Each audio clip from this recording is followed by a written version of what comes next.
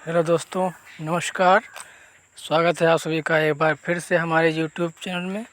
हम यहाँ पर लेकर आए हैं हिंदी से कुछ महत्वपूर्ण प्रश्न जो सभी प्रकार की परीक्षा में अक्सर पूछे जाते हैं। अगर आप हमारे चैनल पर नए हैं तो प्लीज़ चैनल को सब्सक्राइब कर दीजिए। ज़्यादा समय न लेते हुए वीडियो को स्टार्ट कर रहे हैं। यहाँ पर जो पहला प्रश्न है, भारतीय हिंद युग में निकलने वाली पत्रिका युग्म है। तो जो भारतीय हिंद युग में निकलने वाली पत्रिका युग्म, इसमें जो सही है वो है कविवचन सुधा और हिंदी प्रदीप। कविवचन सुधा और हिंदी प्रदीप। अगला प्रश्न है, तद्भव पत्रिका के संपादक का नाम है। तो तद्भव पत्रिका के संपादक हैं, उनका जो सही ऑप्शन हो जाएगा डी, अखिलेश।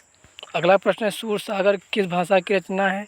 तो सूर सागर है ब्रज भाषा की रचना। अगला प्रश्न है, निम्नलिखित में से किस देश में हिंदी का प्रयोग लिखने व बोलने में किया जाता है। तो इसका सही ऑप्शन हो जाएगा मॉरिशस।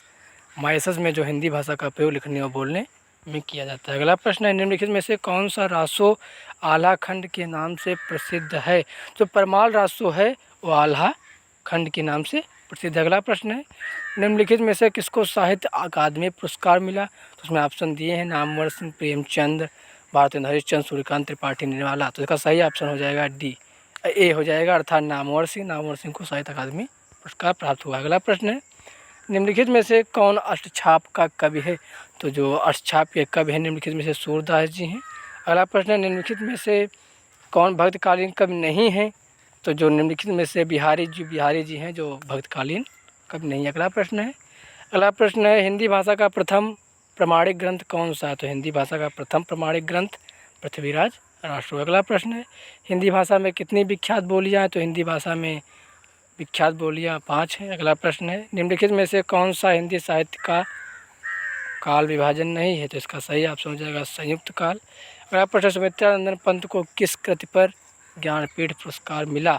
तो सुमित्रानंदन पंत की जो रचना चिदंबरा थी, इस पर इन्हें ज्ञानपीठ पुरस्कार प्राप्त हुआ। अगला प्रश्न है, ब्रजभाषा का विकास किस अपभ्रंश से हुआ। तो ब्रजभाषा का विकास सौरसैनी से हुआ। अगला प्रश्न है, पृथ्वीराज रासो किस काल की रचना है।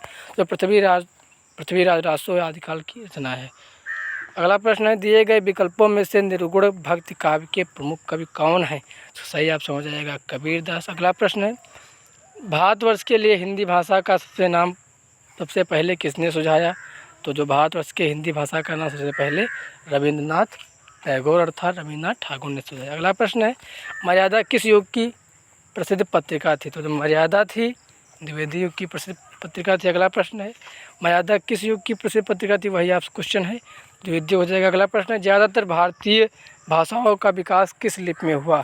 ज़्यादातर भारतीय भाषाओं का विकास जो है ब्राह्मी लिपि में हुआ था। अगला प्रश्न है, भारोपीय शब्द किस भाषा से संबंधित। तो भारोपीय शब्द है हिंदी भाषा से संबंधित। अगला प्रश्न है, इन सभी भाषाओं में से कौन सी भाषा संस्कृत की अपभ्रंश है। इसमें 4 ऑप्शन दिए हैं, तो इसका सही ऑप्शन हो जाएगा पाली। अगला प्रश्न है, मराठी भाषा कौन सी लिपि में लिखी जाती है। तो मराठी भाषा है देवनागरी लिपि में लिखी जाती है। अगला प्रश्न है, दक्षिणी भारत हिंदी प्रचार सभा का मुख्यालय कहाँ पर स्थित है। दक्षिणी भारत हिंदी प्रचार सभा का मुख्यालय चेन्नई में स्थित है। अगला प्रश्न है, हिंदी भाषा कौन सी लिपि में लिखी जाती है। तो हिंदी भाषा है देवनागरी लिपि में लिखी जाती है। अगला प्रश्न है, इस समय हिंदी भाषा का प्रचलित रूप है। तो इसमें हिंदी भाषा का जो प्रचलित रूप है खड़ी बोली है।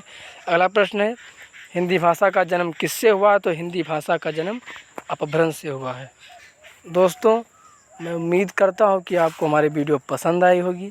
अगर वीडियो पसंद आई है तो प्लीज़ हमारे वीडियो को लाइक कीजिए, शेयर कीजिए, कमेंट कीजिए और हमारे चैनल को सब्सक्राइब ज़रूर कीजिए। धन्यवाद।